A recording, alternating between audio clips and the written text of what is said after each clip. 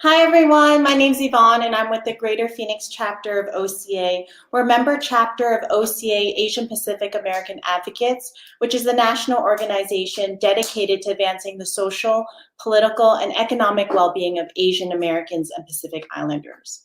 We'd like to thank the Pima Public Library Biblio Lotus team, the Tucson Children's Museum, as well as Sunrise Drive Elementary School Principal Andrea Davison for helping us spread the word about today's book reading.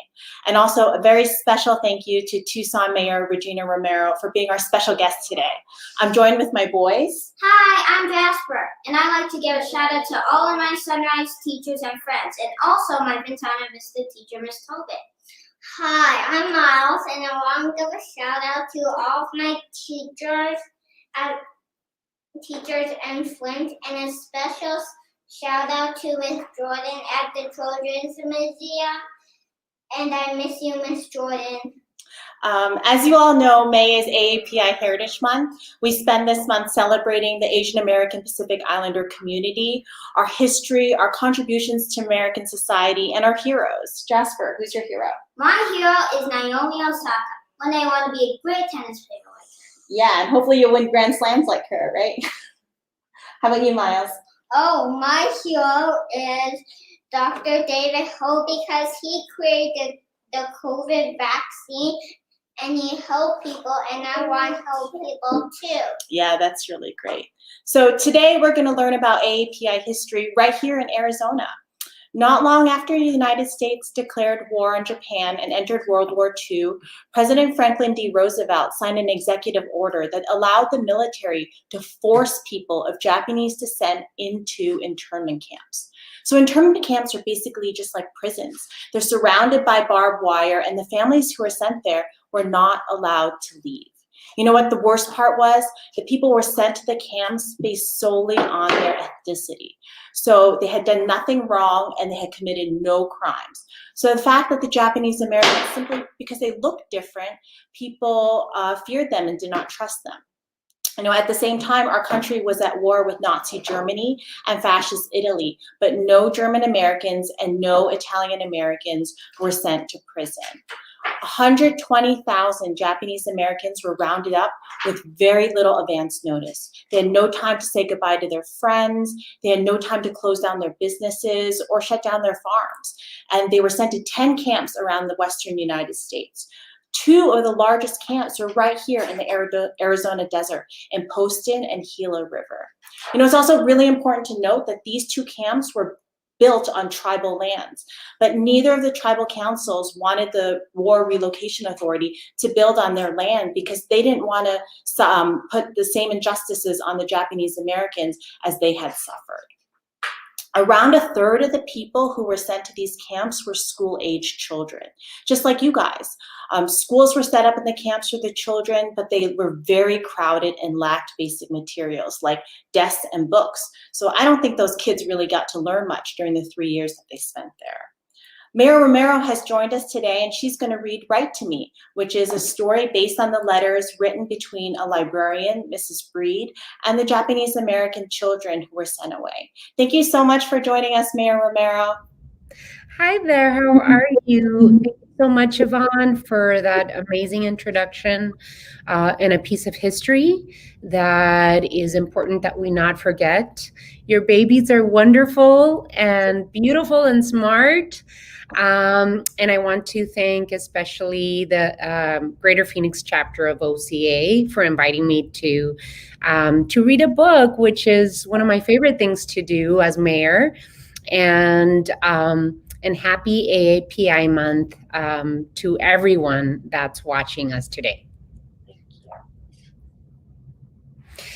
Righty, so I am really happy to read a book to you all. It's called Write to Me, Letters from Japanese American Children to the Librarian They Left Behind. This is a book based on a true story. Again, it's called Write to Me, Letters from a Japanese American Children to the Librarian They Left Behind. A story by Cynthia Grady, illustrated by Amiko Hirao. So, reading is a food for the spirit and immeasurable. Clara Breed. Catherine Tasaki returned a stack of books and turned in her library card. "We've got to move soon," she said. All Japanese, you know. Ms. Breed did know. The US government thought Catherine and all people of Japanese heritage living on the West Coast could be dangerous. They looked like an enemy of the United States in a complicated war halfway around the world. So the government ordered that they be imprisoned. Ms. Breed gave Catherine a stamped, addressed penny postcard in exchange for her library card. "Write to us," Ms. Breed said. "We'll want to know where you are."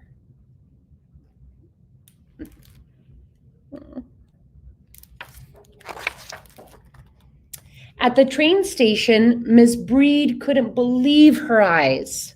Hundreds of families were tagged as if they were bundles of luggage. Soldiers with guns stood by. When the children saw their librarian, they ran to her with hugs and smiles as warm as the San Diego sun. Ms. Breed gave away a bag full of books. She handed out more postcards. "When you have time, write to me. If you need anything, just write."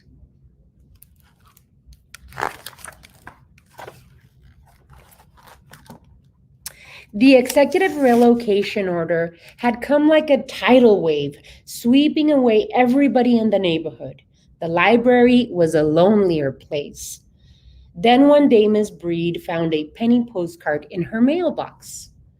Like shells tumbling through the tide, more postcards arrived. "Dear Miss Breed, thanks a million for coming down to the depot. Margaret Arakawa." "Dear Miss Breed, thank you again for the book. I enjoyed the book very much. Truly yours, Mizui Himaka."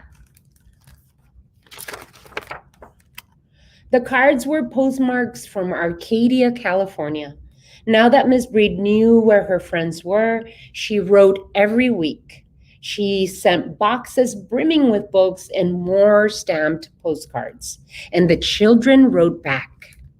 "Dear Miss Breed, I was overwhelmed with joy to see the books when the postman opened the package for inspection. Thank you, Miss Breed. Thank you. Very sincerely yours, Louis Ogawa." One weekend, Miss Breed boarded a train to Arcadia. The guards didn't let her hug the children or even shake their hands. But they talked, and Miss Breed gave them more books. Thousands of people moved to San Diego for wartime jobs. New children trickled into the library. Miss Breed was no longer lonely, but still missed her old friends. Miss Breed wanted people across the country to know about the treatment of Japanese Americans on the West Coast. She wrote magazine articles. She wrote letters asking for a library and a school for the imprisoned children. Ms. Breed sourced newspapers, listened to the radio, and attended rallies to learn more about the war. Every night, Ms. Breed checked her mailbox. Her friends had been transferred from the holding center in Arcadia to a prison camp in Poston, Arizona. "Dear Ms. Breed, we are now in a strange place. I doubt whether this is even on the map. By Jack Watanabe." "Dear Ms. Breed, many people here have mumps and measles. Love, Elizabeth Kikawi." The desert heat stunned them. Then came the winter winds and rain, and people got very sick. Miss Breed sent seeds for planting, thread for sewing, and soap for washing. She sent pipe cleaners, crepe paper, pencils, and glue for making crafts. Dear Miss Breed, the corsages are for you and your mother. They were made by Mrs. Oye. The mum was made from lemon wrapper and crepe paper. Very truly yours, Tetsuko.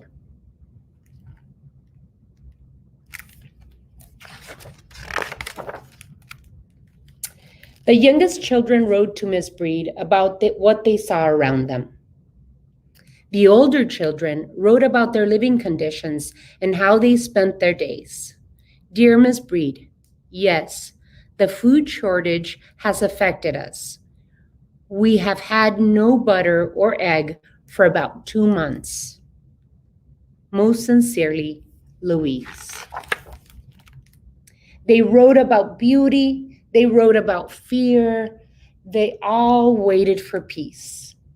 Dear Miss Breed, books make the day shorter and happier for us. Sincerely yours, Florence and Margaret Ashido.